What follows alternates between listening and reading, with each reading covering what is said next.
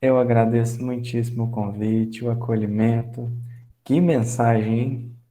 Não, extraordinária essa mensagem do Emmanuel, meu Deus. Ela merece não é nenhuma live, não, é um seminário. Nossa, muito boa. Obrigado aí pela leitura. E bom, hoje, como a nossa Teresa falou, a gente trouxe aqui algumas reflexões em torno dessa fala de Jesus. Muitas vezes Jesus disse: o reino de Deus está próximo. Mas, antes de tudo, seria preciso entender o que vem a ser esse reino de Deus e por que que ele está próximo. Porque tem 2000 anos que a gente está falando isso e ele ainda não chegou. Que próximo é esse que 2000 anos se passaram e nada até agora? Para isso, para que a gente possa aprofundar gradativamente na lição ou nos conceitos, nós vamos nos recorrer a uma parábola, talvez das mais curtas que existam nos evangelhos, em todos eles, porque é uma parábola que é apenas um versículo. Um versículo. Nós estamos falando do capítulo 13, versículo 44 do Evangelho de Mateus. É a parábola do tesouro escondido. Ou no caso aqui do Haroldo, na tradução do Haroldo, ele já agrupou as duas parábolas, tanto a do tesouro escondido quanto a da pérola, numa passagem só. Então, na tradução do Haroldo, no capítulo 13 de Mateus, está a parábola do tesouro e da pérola. Mas nós vamos ficar só na do tesouro, porque, em verdade, a ideia das duas é bastante similar. Então, a parábola do tesouro escondido é a seguinte: o reino dos céus é semelhante a um tesouro escondido no campo que um homem encontra e torna a esconder. E na sua alegria vai e vende tudo o que possui e compra aquele campo. Ponto. A parábola é essa. Dessa parábola, um nós temos um ponto muito importante, que vem a ser então esse reino de Deus. É um reino, na verdade, é um tesouro. É um tesouro que está escondido em um campo. Tá, mas quem é o campo? O que é esse campo? O que vem a ser esse campo? Onde é que ele está escondido? Para que a gente possa ir lá e encontrar, né? Tem 2000 anos, nós estamos buscando esse tal desse reino de Deus, até hoje nada. Então, seria muito bom que nós soubéssemos onde é que é esse campo, para que a gente pudesse, então, aprofundar e buscar esse reino de Deus. Então, essa é uma parábola. A missão da minha vida é mostrar que o sermão da montanha não, que as bem-aventuranças estão contidas nessa parábola. Eu ainda quero demonstrar isso. Não consegui, mas eu confio em Jesus. Mas enfim, nosso intento aqui hoje é outro. Então, o reino de Deus é semelhante a um tesouro que está escondido em um campo. O homem encontra o tesouro, torna a esconder. Na sua alegria, vai e vende tudo que tem. Ele ficou tão feliz de ter encontrado o reino de Deus que ele vende tudo que ele tinha para comprar o campo. Para a gente dar um passo, nós vamos recorrer ao benfeitor Emmanuel, que tem sido, na verdade, um grande mestre de evangelho para nós. Emmanuel tem sido verdadeiramente assim um professor que tem nos ensinado a ver beleza onde aparentemente não existia. E no livro Irmão, capítulo 12, ele vai escrever justamente uma mensagem chamada O Reino de Deus está próximo. E aí, então, vai comentar Emmanuel. Muitas vezes, disse-nos o Senhor, o reino de Deus está próximo. E até hoje, milhares de criaturas aguardam-lhe a vinda através de espetaculosos eventos exteriores. Muitos esperam-no por intermédio de cataclismos inomináveis e mentalizam telas fantasmagóricas incompatíveis com a divina misericórdia que nos preside os destinos. Trovões rebumbando no firmamento, maremotos e terremotos, raios destruidores a se derramarem do céu, multidões amotinadas promovendo devastações e ruínas, fluidos comburentes na atmosfera, transformando-a em fogo devorador, bombas fulminantes aniquilando nações inteiras, e contam quase sempre com o absurdo e com o fantástico, para que se sintam no portal de grande transformação. O reino de Deus vai vir destruindo a própria criação. Parece um tanto que incoerente. Mas essa é muitas vezes a visão que nós temos. Um grande espetáculo no mundo. E aí nós vemos filmes como, por exemplo, naquela época, há 9 anos atrás, em que se dizia que o mundo iria acabar em 2012. Isso até foi tema de filme. E a coisa era, assim, devastadora. Devastadora. Todos esses cenários incompatíveis com a divina misericórdia, porque Deus não quer a dor. Deus não quer a dor. Até Kardec vai perguntar isso no Livro dos Espíritos. Quando então os Espíritos dizem que os flagelos destruidores vêm para ajudar o homem a evoluir mais depressa, na questão 737, então na 738 Kardec pergunta, mas Deus não tem outros meios de fazer o homem evoluir que não pelos flagelos destruidores? E aí os Espíritos dizem, tem, tanto tem que ele usa todos os dias. Todos os dias Deus tenta 1000 formas de nos auxiliar numa mudança interna. Mas às vezes a gente fecha os olhos e diz que não. Não quero, não agora, não estou pronto. E aí, naturalmente, somos conduzidos a processos de despertamento mais intensos, mais patentes, por assim dizer. E aí a dor acaba se tornando uma necessidade, mas isso não é da vontade de Deus, isso é uma escolha nossa. É uma escolha nossa. Então, tudo isso, para representar a vinda do reino de Deus, nós teríamos que abandonar a misericórdia. Mas Deus é justo e bom. É uma coisa só. Não há como separar a bondade da justiça, nem a justiça da bondade, em se tratando de Deus.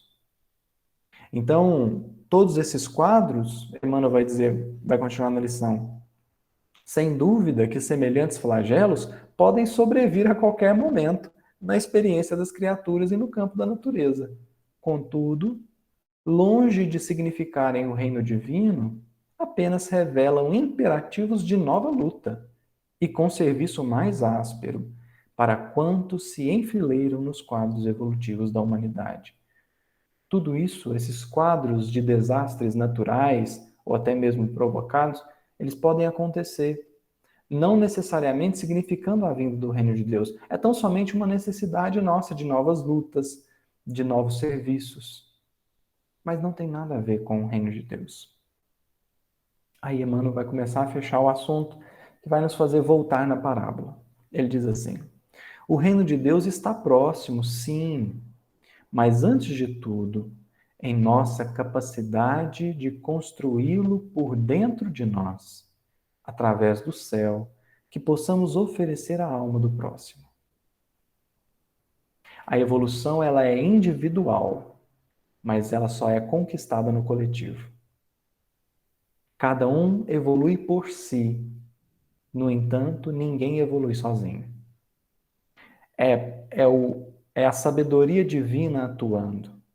Você conduz o seu processo evolutivo, mas é preciso que você esteja junto de outras pessoas para que ele se dê. Uma pessoa isolada 100%, ela fica estagnada, porque ela não será questionada nas suas opiniões, não será posta em dúvida sobre os seus preceitos, princípios, enfim. Ela não será convidada à renovação interna, porque não haverá ninguém que a questione. Nós concordamos 100% com o que a gente faz. Por mais que a gente já saiba que não deve fazer, mas intimamente, no coração, a gente acaba cedendo. Então ninguém evolui sozinho. É preciso do outro. Então o reino de Deus está próximo, sim, mas antes de tudo, em nossa capacidade de construí-lo por dentro de nós, através do céu que possamos oferecer à alma do próximo. Essa fala de Emmanuel ela é muito importante porque demonstra que o reino de Deus ele é uma construção íntima, mas também um clima que eu ofereço ao outro. Um clima de fraternidade, um clima de bondade, um clima de serenidade. Então, é uma construção interna que se expressa no externo, que se expressa nas minhas ações, se expressa nas minhas palavras, se expressam no tom de voz. Essa edificação íntima é algo que vai robustecendo o meu sentimento de amor a tal ponto que esse sentimento ele é expressado independente de quem quer que seja que eu esteja ali me relacionando naquele momento. Serei capaz de amar o outro não pelo que ele faz ou deixa de fazer, mas apesar do que ele faz ou deixa de fazer. Porque o reino dos céus, o reino de Deus é uma construção íntima. Aqui ainda vale, né, um comentário.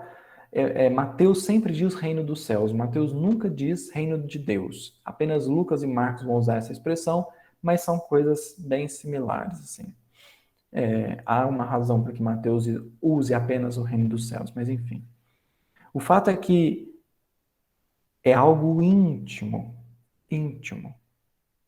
E aí Emmanuel vai dizer assim: atendamos ao cumprimento do dever que a vida nos atribui, colaborando quanto possível pela vitória do bem, a atender o amor que o Mestre nos legou, e alcançaremos com a urgência possível o clima celestial para nós e para os outros.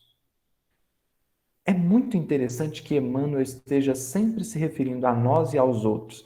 É claro, claro que ninguém evolui, como nós estávamos dizendo, sozinho. Nós precisamos dos outros. Mas Emmanuel está reforçando isso, tem também uma razão de ser. Emmanuel começou em um versículo que está nos 3 evangelhos sinóticos, Mateus, Marcos e Lucas, o reino de Deus está próximo. Isso está em Mateus capítulo 4, Marcos capítulo 1 e Lucas, se não me engano, capítulo 3 ou 5, se não me falha a memória. Então, Emmanuel começa nesse versículo e ele vai terminar em um outro, que está em Lucas 17, de 20 e 21. Ele diz assim: é por isso que Jesus foi igualmente positivo e justo quando afirmou: quando se vos disser, o reino de Deus permanece ali ou acolá, não acrediteis, porque em verdade o reino de Deus está dentro de vós. É o mais próximo que poderia estar. É muito perto. É muito, muito perto, dentro de cada um de nós. Onde você vai, ele está. É incrível, não tem como fugir. É uma construção íntima. Por isso que está perto. Não se trata de questão de tempo, não se trata de questão de lugar, mas é o perto porque está dentro de nós. E por que é interessante que Emmanuel tenha aqui brincado com essas questões, vamos dizer assim, brincado no bom sentido, de falar é uma construção interna, mas que envolve o outro. É uma construção íntima, mas também notada através do céu que eu ofereço ao outro. É atingir um clima celestial para mim, intimamente, mas para os outros. Porque quando Jesus diz, em verdade, o reino de Deus está dentro de vós, aqui há uma escolha na tradução. Tem um comentarista bíblico que ressalta isso. E depois que eu li esse comentário, eu entendi por que Emmanuel fica falando tanto do nós e dos outros aqui. Porque a palavrinha dentro poderia significar no meio, não exatamente dentro. Então, essa fala de Jesus poderia igualmente ser traduzida assim: porque em verdade o reino de Deus está no meio de vós. E se ele está no meio, ele está em uma forma de convivência. Não apenas algo íntimo que talvez poderia nos levar a uma posição egoísta, mas há aqui a ambiguidade. Ele está dentro e está fora. Porque o mundo celeste, a última hierarquia dos mundos, como vai dizer Kardec, é sim um lugar onde Deus impera, onde Deus é o grande rei, onde a lei divina é a grande ordenadora da vida humana. Então, o reino de Deus ele é uma construção íntima, mas igualmente uma construção externa. Está dentro e no meio de nós, porque é no meio que nós convivemos, é como nós vivemos cada um no seu modo, cada um no seu jeito, mais juntos, é que nós também construiremos esse reino. Emmanuel, por isso, vai escrever uma mensagem extraordinária no livro Caminho, Verdade e Vida. Se não me engano, capítulo 179, me falhou a memória aqui, mas 179, o novo mandamento. E ele vai analisar a fala de Jesus. Amai-vos uns aos outros como eu vos amei. O amai-vos é muito sugestivo. Amai-vos. É algo que é recíproco aqui. E é isso que Emmanuel vai dizer. Por que que o mandamento é novo? Por duas coisas, mas Emmanuel vai focar em uma. Por que que o mandamento de Jesus é novo? Amai-vos uns aos outros como eu vos amei. Porque o amar ao próximo como a ti mesmo já estava no Antigo Testamento. Por que que o amai-vos uns aos outros é novo? Porque agora não é mais apenas eu amando o próximo, é eu sabendo que o próximo me ama também. Reconhecereis que sois meus discípulos, se muito vos amardes. É algo recíproco. Recíproco. Eu estou numa casa espírita, eu sei que amo e sou amado. Ou pelo menos deveria ser. No clima do cristianismo, no clima da fraternidade cristã, nós amamos e somos amados. Eu dou ao outro e sei que posso contar com ele, porque estamos irmanados numa família, no mesmo ideal, no mesmo propósito. Então, esse reino de Deus, ele também se expressará fora, porque nós vamos nos amar verdadeiramente da forma mais pura e mais divina possível. É o amor à lei maior a imperar perante a vida humana. Mas, como Jesus diz no livro Boa Nova, o evangelho terá de florescer no espírito do homem antes de frutificar no meio dos povos. É preciso primeiro uma construção íntima para que aí algo externo verdadeiramente apareça. Porque uma sociedade boa não pode ser feita de homens ruins. Uma sociedade digna não pode ser feita de seres humanos indignos. É preciso que nós intimamente nos reeduquemos, a fim de que a nossa vida lá fora seja essa verdadeira expressão do reino de Deus que está em nós. Assim é que nós somos convocados a ser um indivíduo, o mesmo dentro da casa espírita e fora da casa espírita, dentro de casa e fora de casa, no trabalho e na rua. Nós somos convocados a ser uno, um só, a mesma pessoa orientada para o bem, para o amor, guiada pela honestidade, pela sinceridade, sim. Nós somos convocados a sermos um, integral, seres integrais. Esse é o verdadeiro ponto aqui. Esse é o verdadeiro ponto. Porque, em verdade, o que acontece muitas vezes é que a nossa individualidade ela está fragmentada em diversas personalidades. Então, eu adoto uma personalidade dentro da casa espírita, eu adoto uma personalidade dentro do meu lar, eu adoto uma personalidade no meu trabalho e eu vou segmentando o que é indivisível. Eu vou fragmentando o que é uno, um só. Eu sou um indivíduo. Não existe assim, eu sou assim porque eu estou no trabalho. Eu sou assado porque eu estou na casa espírita. Por mais honesto, por mais sincero que a gente esteja sendo. A proposta do Cristo é que nós sejamos uma pessoa integral. Integral. É por isso, é por isso, que na parábola do tesouro escondido, o campo somos nós. O campo somos nós. E nós estamos tão divididos, Porque ao mesmo tempo que nós somos o homem, nós somos o campo. E ao descobrir dentro de si o reino de Deus, nós ficamos tão felizes que nada mais importa. E a nossa luta, então, passa por possuir esse campo, por dominar esse campo. A nossa individualidade está fragmentada em várias personalidades. É preciso que assumamos a gerência. A consciência precisa estar na liderança dessas personalidades, a fim de que, realinhadas, elas possam caminhar no mesmo sentido, no mesmo intuito. Então, quando Jesus não precisa nem comprar o campo.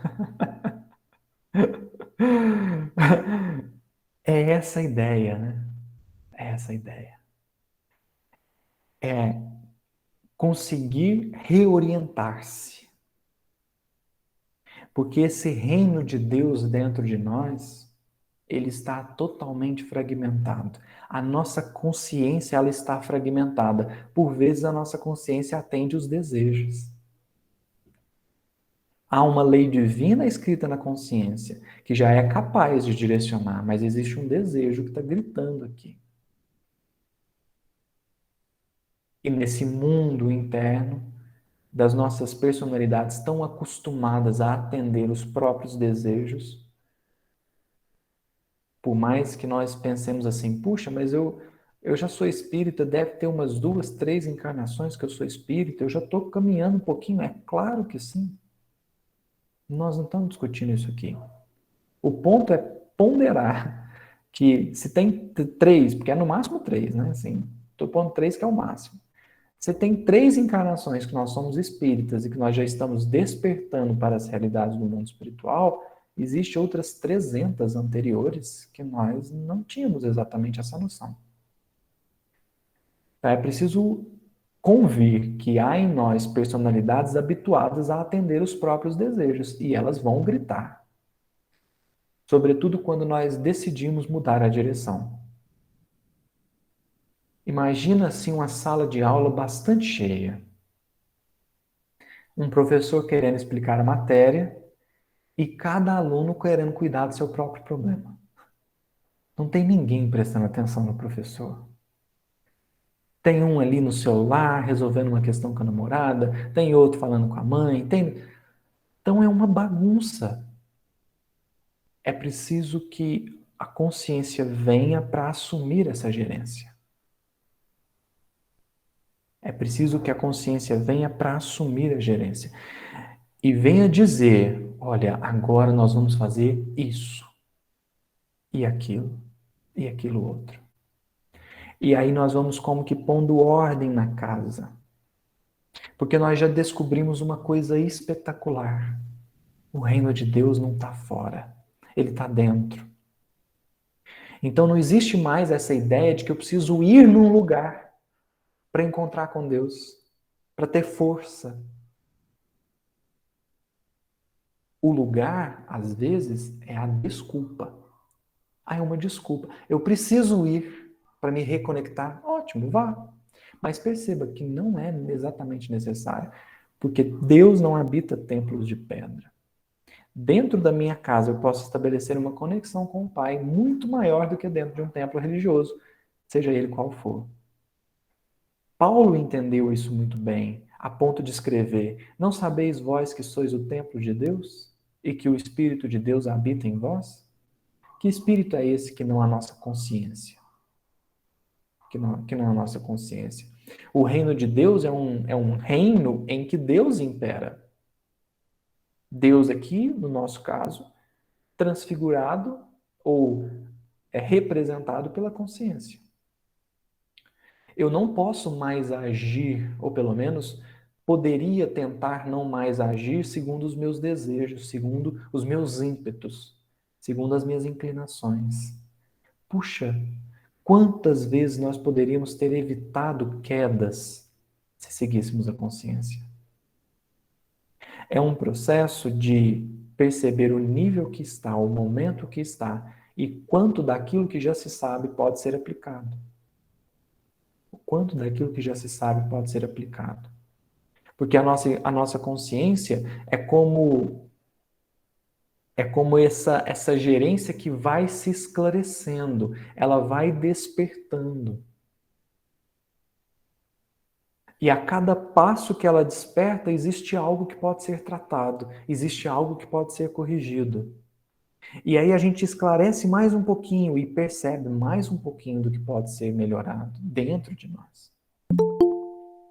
É por isso que o mesmo Paulo que escreveu "Já não sou eu mais quem vive, mas o Cristo que vive em mim", escreveu "O bem que eu quero, esse eu não faço, mas o mal que eu não quero, esse eu faço".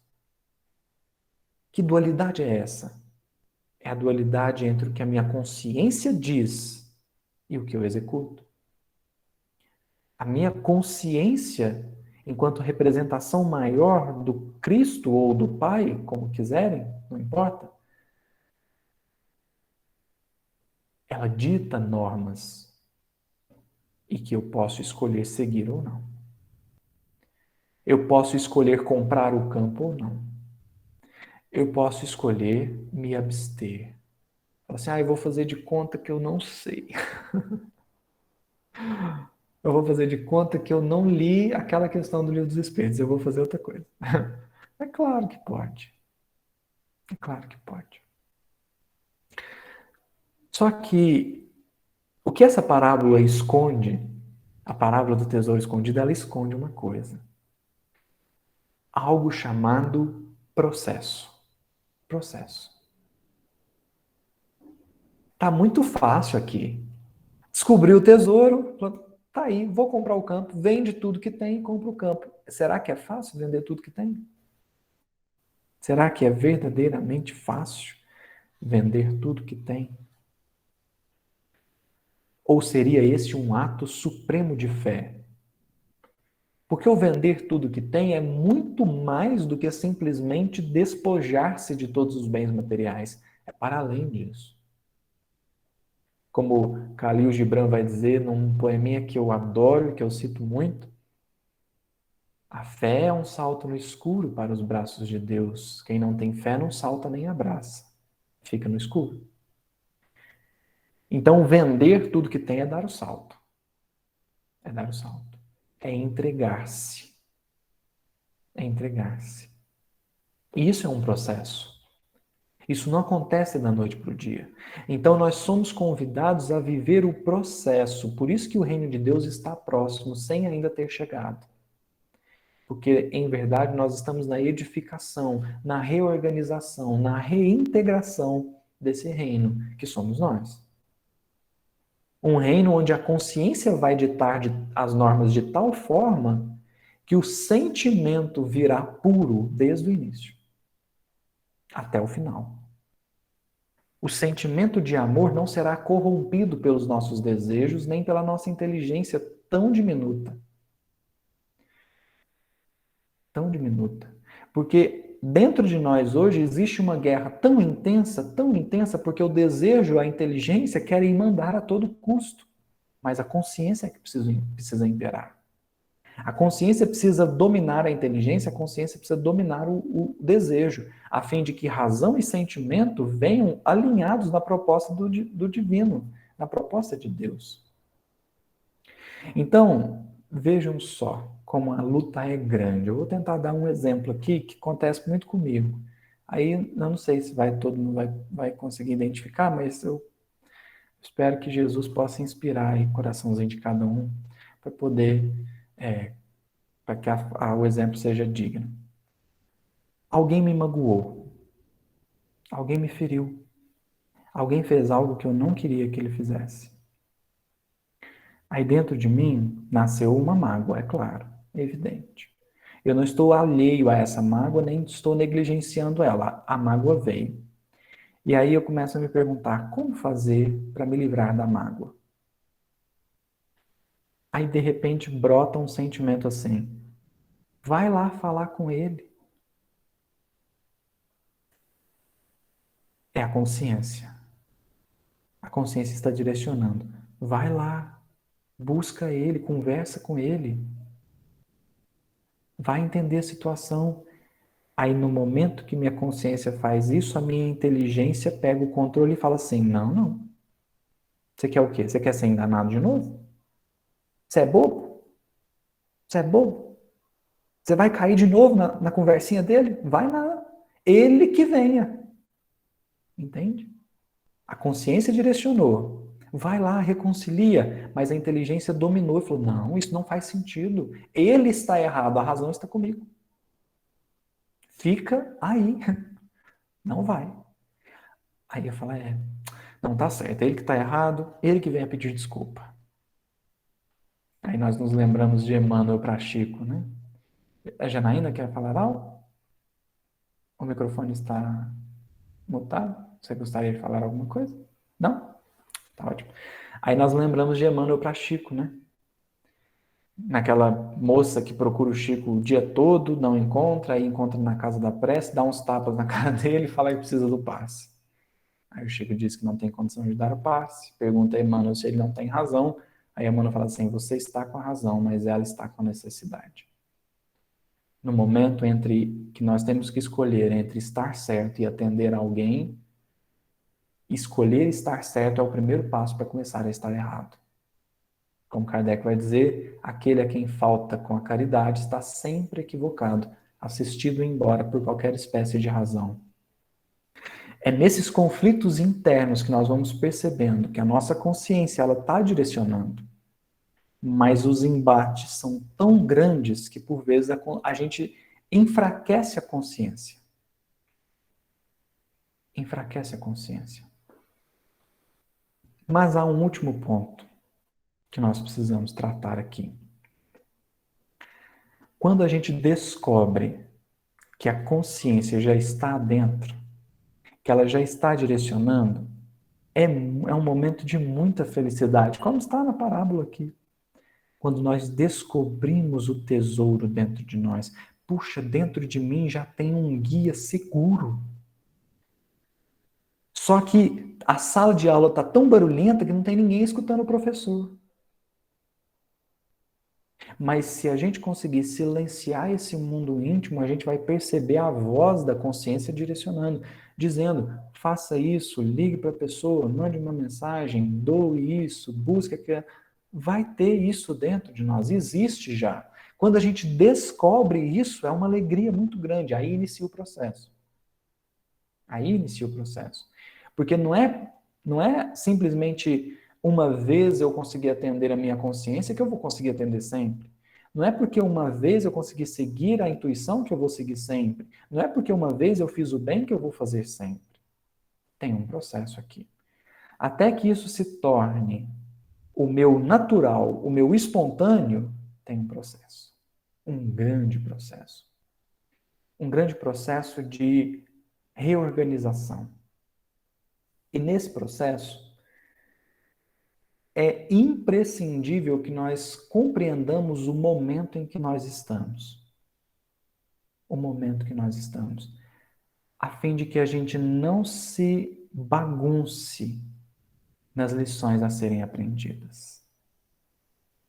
A fim de que a gente não se desequilibre nas lições que temos que aprender. Por vezes, tem coisas que a gente fala assim: puxa, eu estou fazendo isso errado. Ótimo, já despertou. É possível fazer certo? Talvez, na busca por fazer tudo certo, a gente não faz nada. Porque a gente fala assim: eu não dou conta. Eu não dou conta de fazer desse jeito que está escrito aqui, então eu não faço. O que nós estamos querendo dizer é o seguinte: imagine um aluno de quarta série que esteja ali aprendendo, ou melhor dizendo, de quinta, né? Vamos por quinta série, sexto ano, que esteja ali aprendendo os primeiros passos das equações, das exponenciações, enfim. Imagine esse aluno. A matéria dele atualmente é aprender equação e exponencial. É o que ele tem para agora. Agora, vamos imaginar que ele esteja assim muito afoito e ele deseje com todas as suas forças, aprender logaritmo. É ótimo, é ótimo. Mas isso é uma matéria do 8º, 9º ano. E vamos supor, então, que ele ponha todas as suas forças para aprender o logaritmo. Pode ser que ele dê alguns passos, mas o mais provável é que ele não consiga nem aprender o logaritmo, porque lhe falta base para isso, mas ele terá igualmente negligenciado a lição e o aprendizado que ele deveria ter naquele ano. Ele tava certo, tá ótimo, é uma matéria extraordinária, mas não é para agora. E por tentar atravessar as coisas, ele não fez nenhuma nem outra.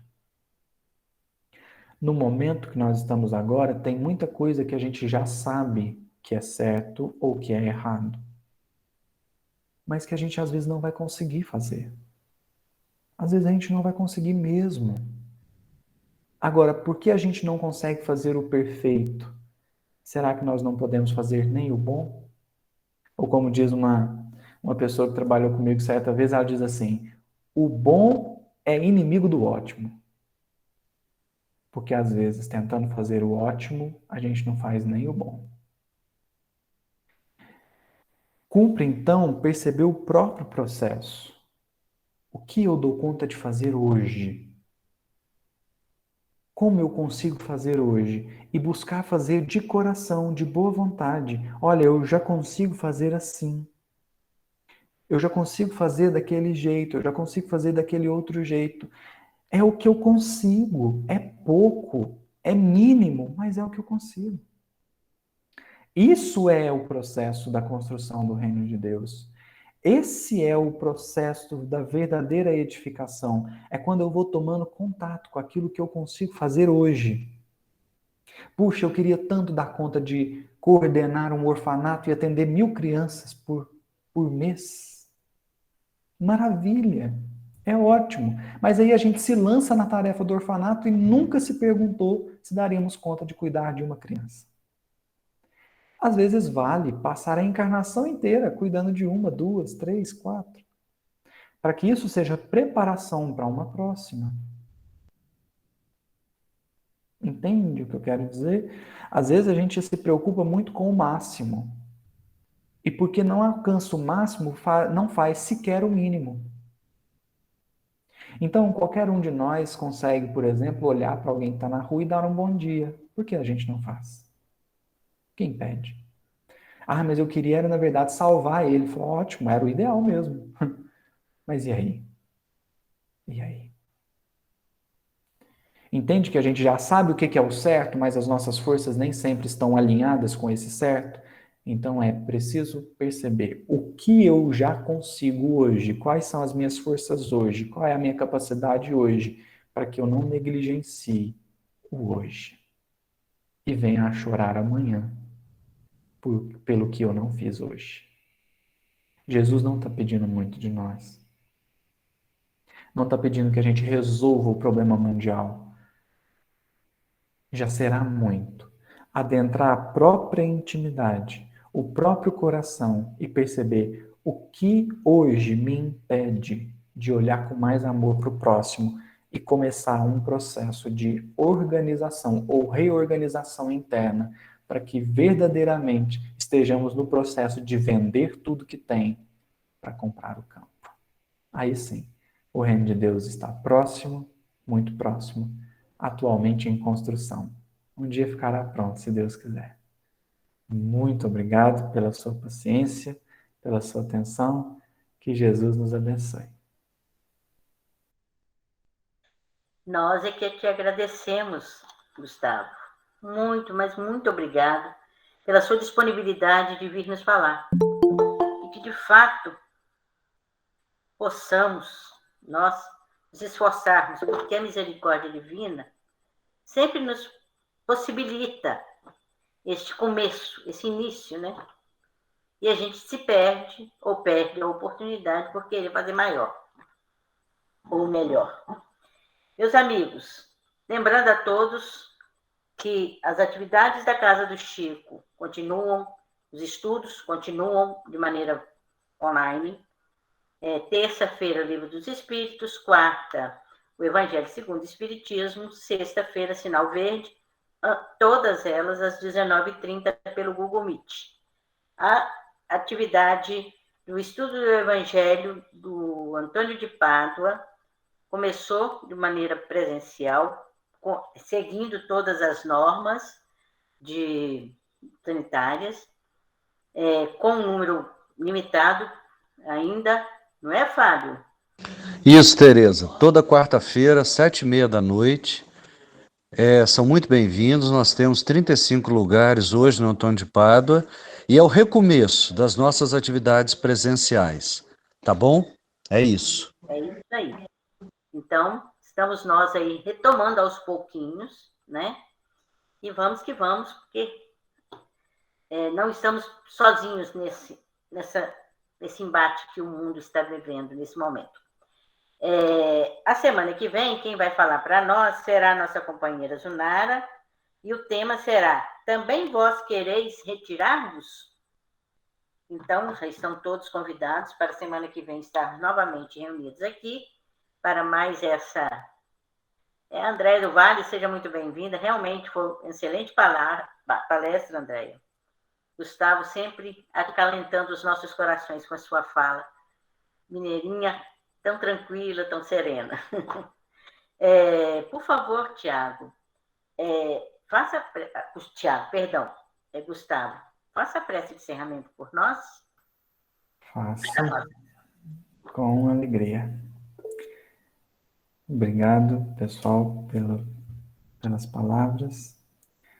Saibamos agradecer a Jesus. Mestre amado, nesse instante, mais uma vez, recorremos a Ti, porque nos reconhecemos muito frágeis, Mestre. Vamos aprendendo a cada dia, a cada instante, que só no Teu Evangelho e só na Tua presença nos será possível o soerguimento das quedas inúmeras a que estamos tão acostumados a ter. Jesus, nesta hora difícil que o planeta passa, ensina-nos que a imortalidade é o verdadeiro remédio a solucionar as mais duras enfermidades, porque em questão de tempo e de oportunidades, não há de nos faltar a misericórdia infinita do Criador, que nos dirige, nos conduz e nos sustenta. Saibamos que nesta hora difícil, muitos há que querem a nossa queda, mas em muito maior número estão aqueles que desejam a nossa vitória e a nossa elevação. Mostra-nos, Senhor, no correr do dia, que não estamos sós. Busca-nos através das pessoas, das situações e dos sentimentos nobres que o Senhor nos inspira, a fim de que possamos, com nitidez, atestar a sua presença.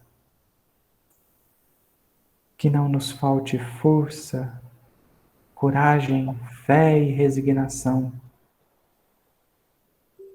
para que na subida árdua possamos manter os pés firmes e as mãos operosas, e que saibamos, com a naturalidade possível, aceitar os outros tais quais são e nos modificar dentro daquilo que já sabemos e daquilo que já sentimos. Esteja conosco, Jesus, agora e sempre. Que assim seja. Que assim seja. Graças a Deus. Meus amigos, quem quiser pode abrir o microfone e agradecer de viva voz ao nosso querido Gustavo. Gustavo, muito obrigado. Boa noite. Foi excelente. Que bom, fico feliz. Obrigado, Adriano. Mais uma vez, Gustavo, muito obrigada. Foi ótimo. Foi bem. Obrigado. Chamou a atenção de novo para se melhorar, né? Deu mais um puxãozinho de orelha. Não quis falar isso não, mas foi isso mesmo, puxão de orelha. Eu quero todo mundo perturbado igual eu, assim. Eu vou ficar perturbado Boa noite, sozinho.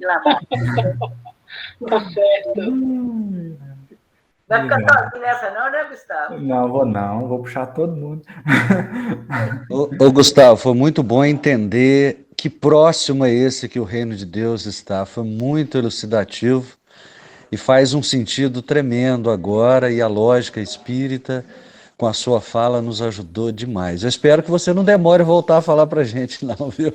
Eu estarei à disposição, meu amigo. Obrigado pelas palavras. Obrigado. Boa noite, Tereza. Boa noite, querido. Boa noite, Gustavo. Até mais. Obrigado pela mensagem, viu? Obrigado, senhor. Eu acho que a responsabilidade agora aumentou um pouco mais, porque sabendo que está tão próximo, a gente não precisa vender tudo, é só conquistar esse campo que já está aqui, a responsabilidade aumentou. Verdade, Fernando. É isso aí. É isso Boa aí. noite. Boa noite, fiquem com Deus. É com Deus. Obrigado pela presença, Fernando. Nesse modelo que a gente está fazendo, Gustavo, a gente tem... Por exemplo, o Fernando mesmo é da Bahia. Ó, A gente disponibiliza o link, né? E aí os companheiros vão disponibilizando também. A gente tem a grata satisfação de reunir várias pessoas. que legal, que bacana.